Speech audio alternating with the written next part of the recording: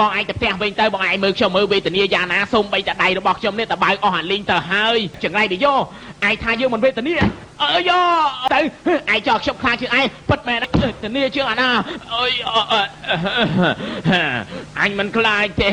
អញសុខចិត្តយកជីវិតអញបដូរឲ្យតែអញបានលុយអញមិនខ្លាចទេអញសុខចិត្តងាប់គេស្លាប់បាត់ហើយខ្ញុំទិញបងចោះមែនទេមែនណាទាំងអស់5តម្លឹងមិនក៏ទិញភ្លាមអញ្ចឹងហ៎ពួកយើងចូលទៅសួរអ្នកស្រីសិនទៅស្អែកចាំអញមកទៀតចុះខ្ញុំទៅសួរវិញបងឈៀវសៀងលំបាកបងពេកហើយពេលនេះ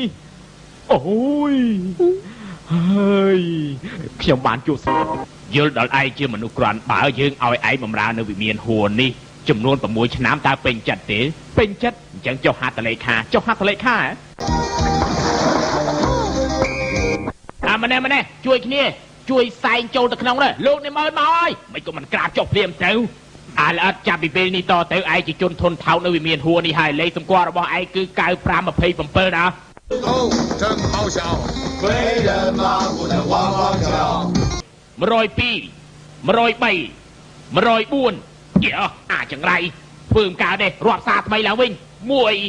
2តិចទៅឲ្យលឿនអូបាយអ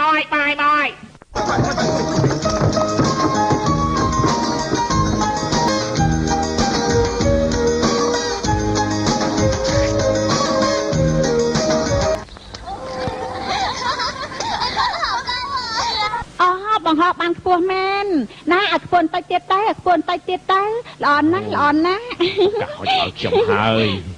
ហើយគិតយ៉ាងម៉េចទៅដាច់បាត់ទៅហើយបងស្រីទាំងអស់គ្នាមានរឿងអីហ្នឹង